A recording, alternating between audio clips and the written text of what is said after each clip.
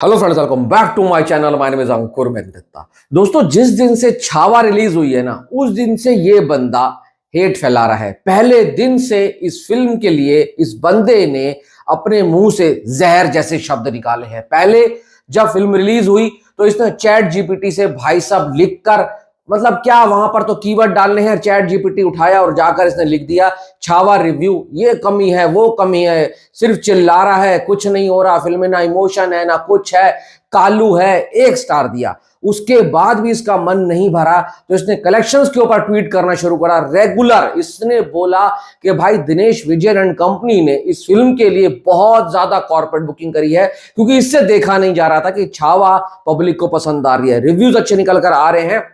और तो और भाई साहब इसने ये बोल डाला कि सारे पैसे मेकर्स ही खर्च कर रहे हैं, थिएटर्स खाली हैं। ये बेवकूफ चाहे दुबई में है चाहे कहां पर भी है, वहां बैठकर हिलेट फैलाता है। ये सिर्फ विक्की कौशल के लिए नहीं कर रहा है, इसने भाई साहब सलमान खान के लिए भी बहुत किया है, इसने शाहरुख खान के लिए बहुत किया है। पठान के वक्त पर शाहरुख खान के लिए इसने बोला था अगर पठान हिट हो गई तो भाई साहब मैं जो बोलोगे वो करूंगा। पठान ब्लॉकबस्टर हुई थी। ये बोल रहा था वो हिट हो ही नहीं सकती क्योंकि उस फिल्म का नाम पठान है, और पठान ने क्या धंधा करा था आप सब लोगों को पता है। सलमान भाई के पीछे तो हमेशा पड़ा रहता है, किसी की भाई किसी की जान आई थी। इसने क्या बोला था, किसी का हाथ किसी की सांड करके कुछ ऐसे बोल रहा था। सरोड़ा भाई क्या क्या बोलता है, बुढ़ाऊ बोलता है। ये बंदा किसी को नहीं छोड़ता। ये बंदा भाई साहब उसी की तारीफ करता है जिस मेकर से इसको पैसा खिलाया जाता है। अच्छा, इसके अंदर इतना गंद है, इतना जहर भरा है। अब छावा के लिए देखो क्या बोल रहा है, ये मैं लगाऊंगा इसका स्क्रीनशॉट। कहता है देश में कितने लुक्खे लोग हैं जो बोल रहे हैं क्योंकि ये औरंगजेब के खिलाफ मूवी है इसलिए मैं इस फिल्म को बेकार रेटिंग दे रहा हूं, बेकार बोल रहा हूं।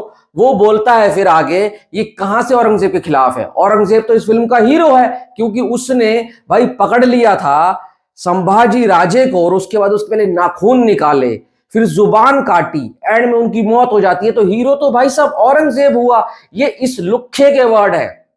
अरे ये यहां पर हीरो विलन वाली कहानी नहीं है, ये सच्ची कहानी है जो उस वक्त के ऊपर 16वीं सदी में हुआ था। ये स्वराज की कहानी है, देश बचाने की कहानी है कि कैसे संभाजी राजे 20,000 सैनिकों से लेकर 2 लाख सैनिकों से लड़ गए थे, और एंड की जो फाइट है वो तो 150 वर्सेस 5,000 सैनिकों की थी, और उन 5,000 सैनिकों को भी मूत निकाल दिया था, काट काट के उनकी ऐसी तैसी कर दी थी। और वही घर का भेदी लंका ढाए वाला साहब था जो उनके साले साहब थे। उन्होंने अगर मुखबरी ना करी होती तो आज इतिहास कुछ और होता, क्योंकि छापामारी युद्ध में जो मराठा थे ना वो निपुण थे। और आपने देखा है, फिल्म में भी दिखाया गया है किस तरीके से वो पानी से निकलकर भाई साहब पेड़ों से उतरकर जमीन से और उनकी आधी सेना को तो राख कर दिया था।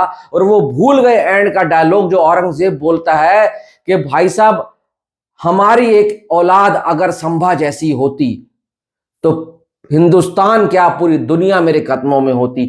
जो बंदा जो कहते हैं ना उस वक्त के ऊपर शासक था वो ऐसा बोल रहा था। 27 साल औरंगजेब को दिल्ली से दूर रहना पड़ा था सिर्फ और सिर्फ दक्कन जीतने के लिए। मराठाओं ने वो हालत खराब कर दी थी।